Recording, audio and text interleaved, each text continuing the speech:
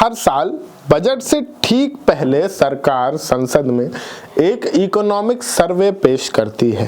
तकनीकी रूप से इसका काम होता है देश को अर्थव्यवस्था का एक सच्चा आईना दिखाना। इस हफ्ते जब ये सर्वे पेश हुआ तो मेन स्ट्रीम मीडिया में जश्न का माहौल था। हेडलाइंस में भारत को दुनिया का ब्राइट स्पॉट और अंधेरे में चमकता सितारा बताया गया, लेकिन जब आप इस भारी भरकम सरकारी दस्तावेज के पन्ने को पलटते हैं तो समझ आता है कि यह गुड न्यूज़ दरअसल एक बहुत बड़ी चेतावनी को छुपाने की कोशिश है। मोदी सरकार ने शायद पहली बार दबी जबान में यह मान लिया है कि 2026 में भारत एक बड़े आर्थिक तूफान का सामना कर सकता है, लेकिन हैरानी की बात यह है कि जिस बजट से इस तूफान को रोकने की उम्मीद थी उसने वर्तमान की समस्याओं को छोड़कर सीधे 2047 के सपने को बेचना शुरू कर दिया। नमस्कार, मैं हूं शाश्वत सिंह दर्पण और आप देख रहे हैं द देश बोर्ड। आज के इस वीडियो में हम इकोनॉमिक सर्वे की चेतावनी और बजट 2026 की हकीकत को जोड़कर वो विश्लेषण करेंगे जो आपको टीवी डिबेट्स में नहीं मिलेगा। सबसे पहले बात करते हैं उस खतरे की जिसकी घंटी खुद सरकार ने अपने सर्वे में बजाई है। इकोनॉमिक सर्वे में 2025-26 के लिए 3 संभावित सिनेरियो बताए गए हैं। सबसे डरावना अनुमान यह है कि अगर एआई बबल फूटता है तो दुनिया 2008 से भी भयंकर मंदी देख सकती है। इसका सीधा असर भारत की नौकरियों पर पड़ेगा। इसके अलावा ग्लोबल ट्रेड वॉर और गिरते हुए विदेशी निवेश एफडीआई को लेकर भी सरकार में चिंता जताई जा रही है। आंकड़े झूठ नहीं बोलते। पिछले 1 साल में नेट एफडीआई इनफ्लो में 96% की गिरावट दर्ज की गई है। $450 मिलियन का आंकड़ा भारत जैसी विशाल अर्थव्यवस्था के लिए महज चिल्लड़ के समान है। दूसरी तरफ हमारा रुपया एशिया की सबसे खराब प्रदर्शन करने वाली करेंसी बन चुका है। सर्वे खुद मानता है कि हमारा गुड्स ट्रेड डिफिसिट $300 बिलियन तक पहुंच सकता है। यानी हम दुनिया से सामान तो खरीद रहे हैं लेकिन अपना सामान बेचने में पिछड़ रहे हैं। हैरानी की बात यह है कि जब इकोनॉमिक सर्वे इन कंपनियों को गिनाता है तो उसका ठीकरा भी सरकार अपनी नीतियों पर नहीं बल्कि दूसरों के सिर पर फोड़ती है। सर्वे में प्राइवेट सेक्टर को आलसी कहा गया है जो रिस्क नहीं ले रहा, और राज्य सरकारों को मुफ्त की रेवड़ियां बांटने का दोषी ठहराया गया। लेकिन हमारा द देश बोर्ड का सवाल यह है कि जब चुनाव से पहले केंद्र सरकार कैश ट्रांसफर करती है तो वो वेलफेयर होता है और जब राज्य करें तो वो रेवड़ी होती है।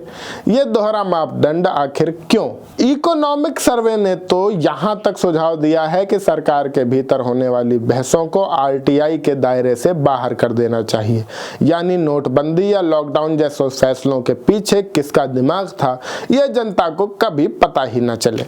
कुल मिलाकर सर्वे ने साफ कर दिया कि 2026 में क्लैश होने वाला है। उम्मीद थी कि बजट इस आग को बुझाएगा, लेकिन बजट ने आखिर क्या किया? जैसे ही वित्त मंत्री निर्मला सीतारमण ने अपना 9वां बजट भाषण शुरू किया तो साफ हो गया कि सरकार के पास 2026 के संकट का कोई जवाब नहीं है। इसलिए उन्होंने आज की बात छोड़कर सीधे 20 साल बाद यानी 2047 के विकसित भारत के सपने दिखाने शुरू कर दिए। राजनीति का नियम है, जब वर्तमान खराब हो तो भविष्य को बेचो। बजट में इंफ्रास्ट्रक्चर के नाम पर 7 नए हाई स्पीड कॉरिडोर के हाईवे किले बनाए गए हैं, जबकि मुंबई अहमदाबाद बुलेट ट्रेन अभी तक कछुए की चाल चल रही है। बजट का असल प्रभाव तब दिखा जब वित्त मंत्री के भाषण के बीचों बीच सेंसेक्स 1000 पॉइंट से ज्यादा लुढ़क गया। कारण था सिक्योरिटी ट्रांजैक्शन टैक्स एसटीटी में बढ़ोतरी। सरकार ने फ्यूचर्स एंड ऑप्शंस पर टैक्स बढ़ाकर इसे वसूली का जरिया बना लिया है। तर्क दिया गया है कि लोग शेयर बाजार में पैसा कमा रहे हैं इसलिए हम टैक्स बढ़ा रहे हैं। ये वही बात हुई कि मरीज आईसीयू में है और डॉक्टर उसे ठीक करने के बजाय हथौड़ा मार रहा है। इस डर से मिड कैप और स्मॉल कैप स्टॉक्स ताश के पत्तों की तरह बिखर गए। मिडिल क्लास को इस बजट में सिर्फ मायूसी हाथ लगी। सॉवरेन गोल्ड बॉन्ड यानी कि एसजीबी, जिसे सबसे सुरक्षित निवेश माना जाता है, उस पर भी सरकार ने रेट्रोस्पेक्टिव इफेक्टिव टैक्स लगा दिया। यानी अगर आपने बॉन्ड सेकेंडरी मार्केट से खरीदा है तो अब आपको टैक्स देना होगा। यह निवेशकों के भरोसे के साथ धोखा है। इतना ही नहीं, अगर आप ऑडिट फाइल करने में एक दिन की भी देरी करते हैं तो 75,000 रुपए का जुर्माना। यह ईज ऑफ डूइंग बिजनेस नहीं बल्कि फियर ऑफ डूइंग बिजनेस है। हेल्थ केयर पर भी सरकार ने हाथ खड़े कर दिए हैं। बजट में स्वास्थ्य खर्च अभी भी जीडीपी का सिर्फ 1.9% है, जबकि टारगेट 2.5% होना चाहिए। सरकार ने इशारों में कह दिया है कि अपनी रक्षा खुद करो।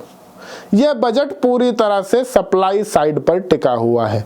सड़कें बनाओ, कॉरिडोर बनाओ, लेकिन समस्या डिमांड की है।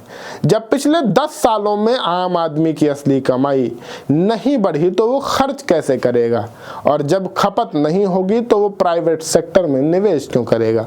निष्कर्ष ये है कि इकोनॉमिक सर्वे ने तूफान की चेतावनी दी है और बजट ने उस पर जुमलों का पर्दा डाल दिया है। सरकार भले ही इसे अमृतकाल का बजट कहे, लेकिन आम आदमी और मिडिल क्लास के लिए यह आफत काल से कम नहीं है। यह बजट 2026 की कड़वी हकीकत से मुंह मोड़कर 2047 के सुनहरे सपनों का एक गुब्बारा है, जिसके फूटने पर दर्द आम जनता को ही होगा। तो दोस्तों, यह था इकोनॉमिक सर्वे और बजट 2026 का पूरा सच। आपको क्या लगता है, क्या सरकार जानबूझकर आर्थिक संकट को नजरअंदाज कर रही है? अपनी राय हमें कमेंट बॉक्स में जरूर लिखें। अगर आपको द देश बोर्ड की यह बेबाक विश्लेषण पसंद आया हो तो इसे वीडियो को लाइक करें और अपने ज्यादा से ज्यादा दोस्तों और परिवारजनों के साथ शेयर करें। सच हर नागरिक तक पहुंचे, हमारी यही आशा है। चैनल को सब्सक्राइब करना ना भूलें। मैं शाश्वत सिंह दर्पण, आप सबका बहुत बहुत शुक्रिया। जय हिंद।